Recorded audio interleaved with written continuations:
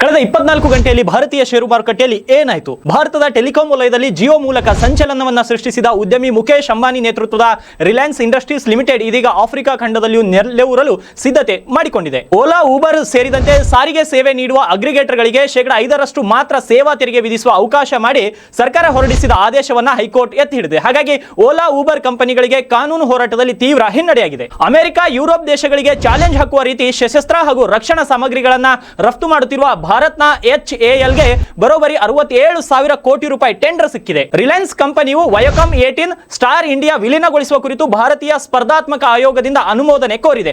ಒಂದು ವೇಳೆ ಇದಕ್ಕೆ ಅನುಮೋದನೆ ದೊರೆತಿದ್ದೇ ಆದಲ್ಲಿ ಮಾಧ್ಯಮ ಕ್ಷೇತ್ರದಲ್ಲಿ ಮುಖೇಶ್ ಅಂಬಾನಿ ಆಧಿಪತ್ಯ ಸ್ಥಾಪಿಸಲಿದ್ದಾರೆ. ಲೋಕಸಭಾ ಚುನಾವಣೆಯ ಫಲಿತಾಂಶದ ಹಿನ್ನೆಲೆ ಮತ್ತು ಚೀನಾದ ಮಾರುಕಟ್ಟೆಗಳ ಮೇಲುಗೈಯಿಂದಾಗಿ ವಿದೇಶಿ ಹೂಡಿಕೆದಾರರು ಈ ತಿಂಗಳವರೆಗೆ ಭಾರತೀಯ ಷೇರುಗಳಿಂದ 22,000 ಕೋಟಿ ರೂಪಾಯಿ ಹಿಂತೆಗೆದುಕೊಂಡಿದ್ದಾರೆ. ಈ ರೀತಿಯ ಲೇಟೆಸ್ಟ್ ಷೇರು ಮಾರುಕಟ್ಟೆಯ ಸುದ್ದಿಗಳಿಗಾಗಿ ನಮ್ಮ ಪೇಜ್ಗೆ ಫಾಲೋ ಮಾಡಿ.